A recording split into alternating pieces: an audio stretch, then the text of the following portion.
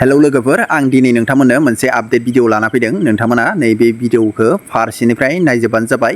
भिडिअआ मानि सायाव जागोन नोंथांमोना एसेब्लाबो मिथिखादों जानो हागौ। आं दिनै नोंथांमोननो नैबे भिडिअनि गेजेरजों खोन्थागोन फेसबुक पेजनि बागै। गोबां मानसिफ्रानो बेफोरबायदि फेसबुक पेज खुलिबाय, बिनिफ्राय कन्टेन्ट मनेटाइजेशन टुल्सखौ मोनाखै। मानि थाखाय मोनाखै आं नोंथांमोननो रोखा नैबे भिडिअनि गेजेरजों फारसेनिफ्राय फोरमायनानै होगोन। दा गोबां मानसिफ्रानो बेफोरबायदि गावबागावनि फेसबुक पेजफोराव बेफोरबायदिनो गोबां फलोवार्सफोर दङ, बेफोरबायदिनो 10K, बेफोरबायदिनो 20K, 30K, 60K गाहाम फलोवार्सफोर दङ, अब्लाबो कन्टेन्ट मनेटाइजेशन टुल्सखौ मोनाखै। बेफोरबायदिनो गोबां भिडिअ बानायबाय, बेफोरबायदिनो 1K गाहाम दङ, सोरनाबा 500, बेफोरबायदिनो 100 बेफोरबायदि भिडिअफोर दङ, रिल्सफोर दङ, फटक्सफोर दङ, गोबां आपल'ड खालामबाय, अब्लाबो जोङो कन्टेन्ट मनेटाइजेशन टुल्सखौ मोनाखै। मानो नायसनाखै जोंनि फेसबुक पेजखौ बे फेसबुक टीमा? आं नोंथांमोननो नैबे भिडिअनि गेजेरजों फारसेनिफ्राय रोखा खोन्थागोन। नोंथांमोना नैबे भिडिअखौ नायोब्ला निस्सय रोंगोन आरो नोंथांमोनाबो सोलोंनानै लानो हागोन। आं फारसेनिफ्राय गासिबो नोंथांमोननो खोन्थालांजोबगोन आपडेट हिसाबै फुल डिटेल्सै। अके लोगोफोर, अब्ला बारा गोबाव खालामलांला, नोंथांमोननो फारसेनिफ्राय खोन्थानानै होनोसै। फार्स्टआवनो आं नोंथांमोननो खोन्थागोन फेसबुक पेजनि बागै। गोबां मानसिफ्रानो कन्टेन्ट मनेटाइजेशन टुल्सखौ मानो नागिरो, आं बेखौ नोंथांमोननो खोन्थागोननि। कन्टेन्ट मनेटाइजेशन टुल्सखौ जोङो मोनोब्ला जोंहा माखासे भिडिअफोरनिफ्राय आर्निं खालामनो हायो, फटक्सफोरनिफ्राय जोङो थाइसे थाइनै बेफोरबायदि रां खामायनो हायो। बेनि थाखायनो जोंनो कन्टेन्ट मनेटाइजेशन टुल्सखौ नांगौ जायो। बेयाव नायबानो जाबाय। जोङो बयबो मिथिखागौ दासान्दि फेसबुक पेजनि इउजारफोरा गोबां जाबाय आरोना। बेफोरबायदिनो गोबां मानसिफ्रानो फेसबुक पेजाव खामानि मावसै।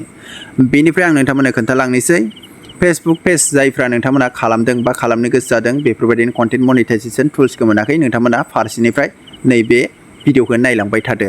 फार्स्टआवनो नोंथांनि एजआ जानांगोन, नोंथांनि बैसोआ जानांगोन 18+ जानांगोन दै, नोंथांनिया 18+ जानांगोन नोंथांनि बैसोआ, अब्लासो नोंथांमोना कन्टेन्ट मनेटाइजेशन टुल्सखौ मोननो हागोन। जायफ्रा उन्दैयावनो नोंथांमोना उन्दै बैसोआव नोंथांमोना फेसबुक पेज खुलिदों, 18नि गाहायाव खुलिदों, नोंथांमोना कन्टेन्ट मनेटाइजेशन टुल्सखौ मोनथ'नाय नङा। उनाव जेब्ला जाहैगोन अब्लासो नोंथांमोना कन्टेन्ट मनेटाइजेशन टुल्सखौ मोनगोन। जायफ्रा 18+ जायो, 18 जायो, नोंथांमोना मोनगोन आरो कन्टेन्ट मनेटाइजेशन टुल्सखौ। आरो पेज टाइप होननानै बुङोब्ला नोंथांनि पेजआ पार्सनेल प्रफाइल जानो मोननाय नङा। पार्सनेल प्रफाइल जायोब्ला नोंथांमोना कन्टेन्ट मनेटाइजेशन टुल्स मोननाय नङा। नोंथांनि पेजआ फेसबुक पेज जानांगोन, अब्लासो नोंथांमोना कन्टेन्ट मनेटाइजेशन टुल्सखौ मोननो हागोन। आरो कन्टेन्टनि बागै बुङोब्ला नोंथांमोननि बे कन्टेन्टआ, नोंथांमोननि भिडिअआ नोंथांनि अरिजिनेल कन्टेन्ट जानांगोन आरो नोंथांमोननि फटक्सफ्रा, नोंथांमोननि प्रफाइलफ्रा अरिजिनेल जानांगोन, अब्लासो नोंथांमोना कन्टेन्ट मनेटाइजेशन टुल्सखौ मोनगोन।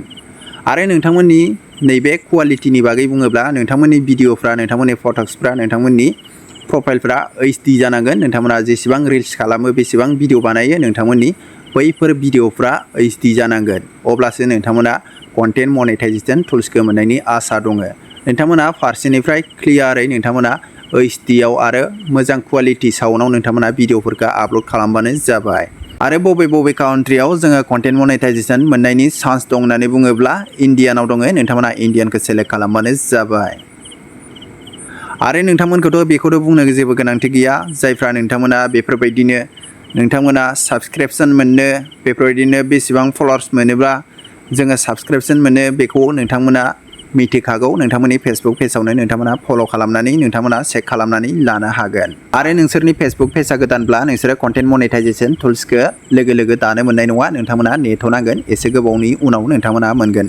आरो नोंथांमोना बेयाव चेक खालामबावनांगोन नोंथांनि फेसबुक पेजाव मा इसु जानानै दङ, मा प्रब्लेम जानानै दङ, नोंथांमोना बेखौ चेक खालामनांगोन। आरो नोंथाङा सानफ्रामबो सानसेयाव मोनसे मोननै भिडिअ आपल'ड खालामबाय थानांगोन। नोंथांमोना रेगुलार, जेब्लासिम नोंथांमोना कन्टेन्ट मनेटाइजेशन टुल्सखौ मोना अब्लासिम नोंथांमोना भिडिअ रेगुलार खालामबाय थानांगोन। बेफोरबायदिनो फटक्स, भिडिअस नोंथांमोना पस्ट खालामबाय थानांगोन।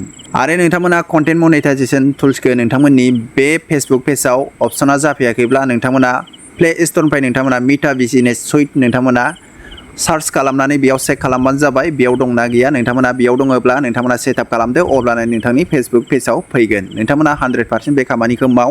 जोंनिया फेसबुक पेजआ माजों लिंक नोंथांमोनाथ' बयबो मिथिखागौ, मिथा बिजनेस सुइट, नोंथांमोना बेखौ बयबो मिथिखागौ। बेयाव थांनानै नोंथांमोना मनेटाइजेशन सेक्सनाव थांनानै नोंथांमोना एलिजिबोलखौ नोंथांमोना चेक खालामनो हागोन।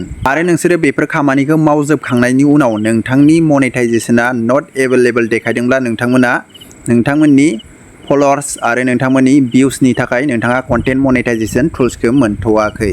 नोंथांमोना नेथ'बानो जाबाय उनाव मोनगोन लासै लासै नोंथांमोना जेननो नाङा नोंथांमोना भिडिअखौ आपल'ड खालामबाय थाबानो जाबाय हगारबाय थाबानो जाबाय रेगुलार अके लोगोफोर दिनै भिडिअआ बेनो आं नोंथांमोननो नैबे भिडिअखौनो शेयार खालामदोंमोन गोबां मानसिफ्रानो मिथिया जोंहा माखासे पलिसि थायो फेसबुक पेजाव बिनि थाखायनो आं नोंथांमोननो नैबे भिडिअखौ लानानै फैदोंमोन नोंथांमोना नैबे भिडिअखौ नायनानै एसेब्लाबो बुजिबाय जानो हागौ दा नोंथांमोनाल' नङा बेयाव फेसबुक पेजाव बेफोरबायदिनो कन्टेन्ट मनेटाइजेसन टुल्सखौ मोनिया गोबां मानसियानो दङ बेफोरबायदिनो गोबां फलोवार्स बुरजा बुरजाफ्राबो मोनाखै नोंथांमोनाबो हायोब्ला नैबे भिडिअनि कमेन्ट बक्सआव नोंथांमोनाबो खनसे नोंथाङा खोन्थाहरबानो जाबाय नोंथांनि फेसबुक पेजआ बेसेबां फलोवार्स दङ आंबो चेक खालामनो हागोन अके लोगोफोर दिनै भिडिअआ बेनो